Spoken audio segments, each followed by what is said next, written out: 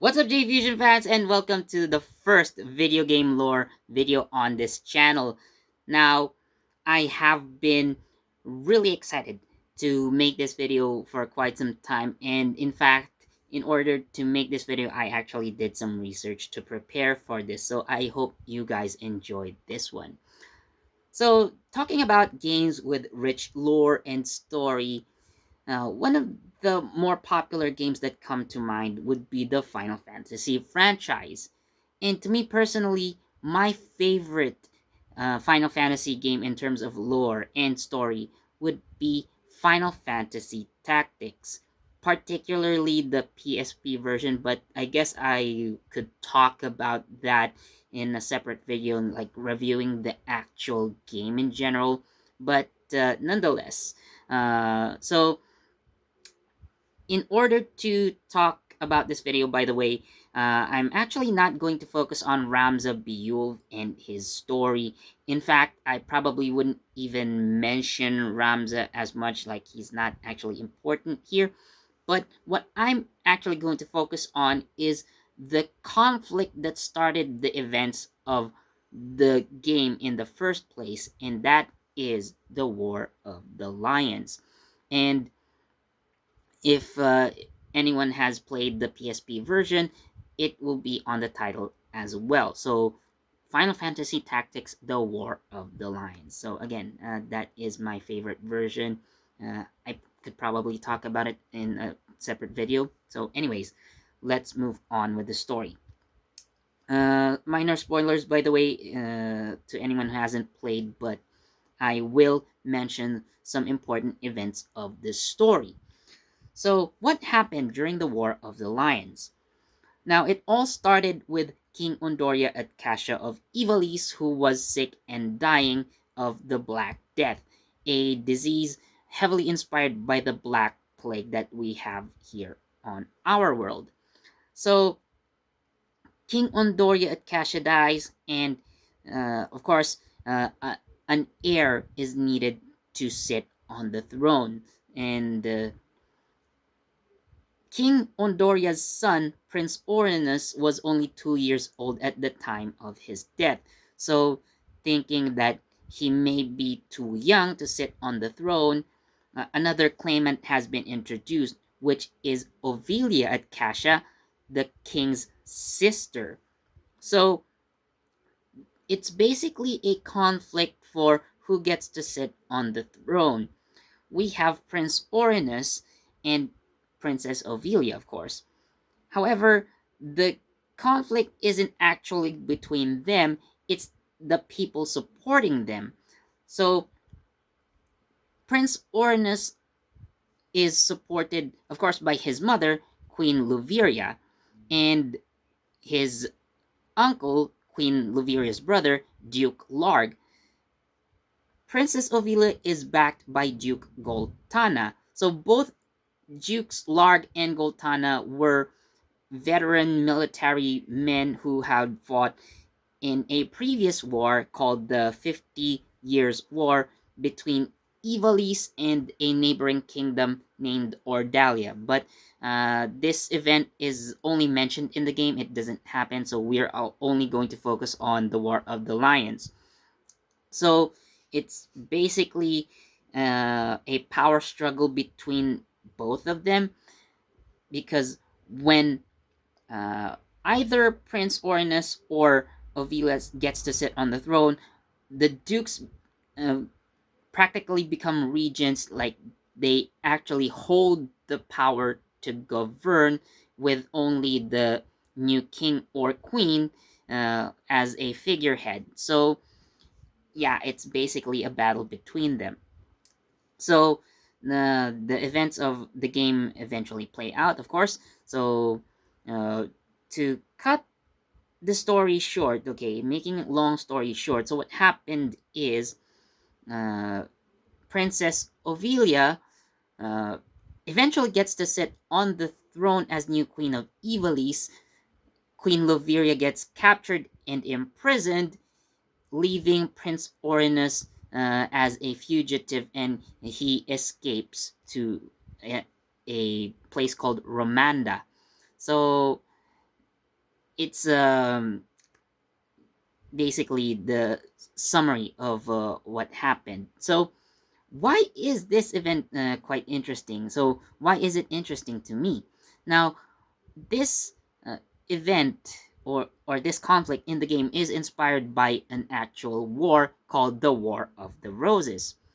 So let's look at the War of the Roses. What happened and how is it going to be similar to the game other than the name? So in the War of the Roses, it was basically a conflict between King Henry VI and another claimant to the throne, Edward IV. Now, both Henry VI and Edward IV are uh, descendants of King Edward III. So, during King Henry VI's term, because he was the king during the time of the War of the Roses, he was seen as ineffective, sickly. He was not a brave man. He was not a military man. He was in fact, he has never seen battle. So Edward IV steps in, uh, saying that, oh, I can be a more effective king than Henry. And basically, of course, wars ensued between what we call the House of the Lancasters, or the House of Lancaster, which is headed by King Henry the Sixth, and the House of York, represented by Edward the Fourth. So King Henry VI and the House of Lancaster, they are represented by a red rose. And the House of York and, of course, King or Edward IV, who actually becomes king along the way, so they are represented by the white rose. So while Duke Larg uh, and the Order of the Northern Sky, they are represented by the White Lion, Duke Goltana and his army. The Order of the Southern Sky, they are represented by the Black Lion. So you can see the similarities there already. Although for the side of the Order of the Northern Sky, I would see them as the house of the Lancasters.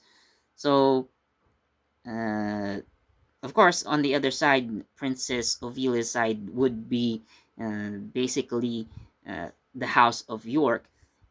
Now, King Ondoria at Cassia, mm, how I see him may be a mix of King Edward III and King Henry VI. Now, King Ondoria was very similar to King Henry VI in terms of their attributes of being sickly, and they were kind of deemed ineffective rulers. While Ophelia wasn't really shown as a powerful leader, she was basically just a pawn used by Duke Goltana so he can gain the power.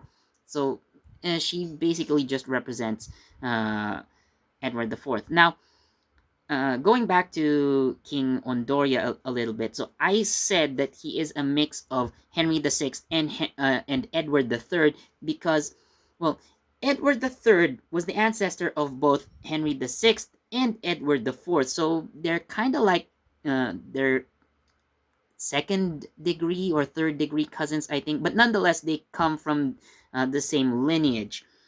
So that's why it's basically a family feud, you know, who gets to sit on the throne of England. And again, uh, King Ondoria is kind of the King Edward III in the sense that, yes, he has a son and he also has a sister. So you have blood relatives that, kind of are rivals for the throne. So yes, in a way, King Ondaria is also the King Edward III of the game, and yeah, it's basically the conflict that inspired the War of the Lions, the War of the Roses. Now, I did mention earlier the war between Ivalice and Ordalia, which is the 50 Years' War. And this one is inspired by the Hundred Years' War between England and France. And another parallel is that the 50 Years' War between Ivalice and Ordalia happened before the War of the Lions. So, given that the Hundred Years' War happened before the War of the Roses. So, again, you have these parallels here. So, I said earlier that I did my research for this one. I watched documentaries of the 50 Years' War and also the Plantagenet family, where uh, Kings Henry VI and Edward IV belong. They are made by BBC, so we can say that it's kind of, it is reliable information. So I really took the time to look into the War of the Roses and what happened so I can better compare it with the War of the Lions. And really, I enjoyed researching this one. So I hope you guys enjoyed. Please do leave a like, comment, share this video, hit subscribe, and that notification bell so you get the latest from J Fusion. This has been Philip. Thank you so much for watching, and I'll see you in the next video. Bye.